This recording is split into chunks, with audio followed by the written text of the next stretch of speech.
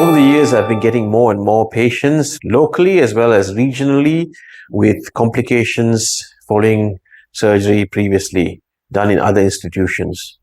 A recent situation where I've had a child with anal malformation and complicated with a urinary leak. I had to redo the whole operation.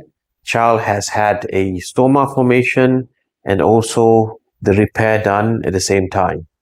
The repair required almost 4 to 6 hours to perform, and fortunately the child is able to pass urine normally and open his bowels normally after a period of 6 months follow-up. Often for children, there is possibilities of repairing most of these complications.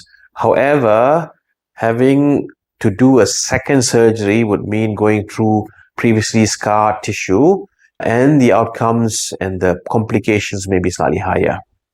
However, most of these cases, I'm able to perform and repair the problems. Some of these situations may require an adjunct to help with the recovery. For example, somebody who have had anorectal malformation repaired and there are some problems with it. When I redo surgery for the anorectal malformation, I often perform a stoma whereby the feces comes to a bag so that the repair area at the bottom is able to rest and recover without any soiling from the feces so that the outcomes from the surgery is perfect.